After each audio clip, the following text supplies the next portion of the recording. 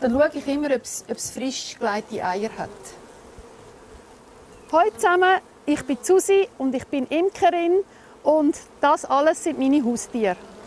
Zum Imkern bin ich durch meinen Onkel. Ich bin auf dem Bauernhof aufgewachsen und mein Onkel hat nebendran geimkert. Bienen müssen beschäftigt werden im Frühling. Die wollen im Frühling bauen.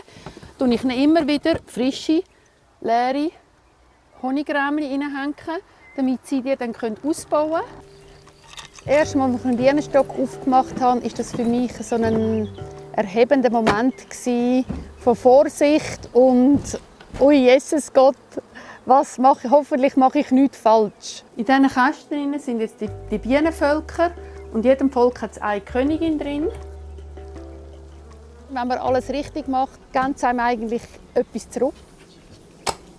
Da hat es jetzt nicht so viele Bienen, weil die sind jetzt draußen am Arbeiten. Da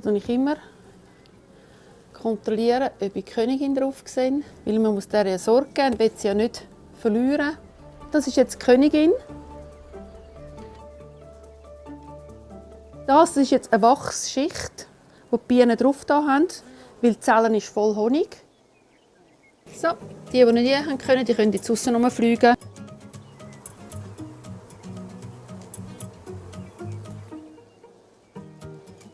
Ich habe meinen Garten radikal umgestaltet. Als ich meine Ausbildung im 2020 angefangen habe, haben wir die ersten 2 Stunden nur von Wildbienen geredet und wie die gefährdet sind. Und dann habe ich gefunden, das ist der Moment, wo ich eigentlich meinen Garten umgestalten sollte.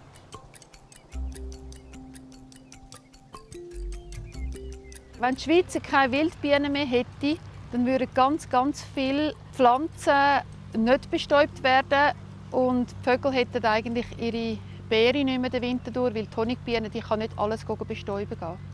Wenn ihr konkret etwas machen wollt für die Wildbienen, dann könnt ihr auf eurem Balkon einen Kübel tun, der etwa einen halben Meter tief ist, füllen mit Bienensand und könnt in den Blumenkistchen Pflanzen halten, die den ganzen Sommer blühen, die speziell für die Wildbienen sind.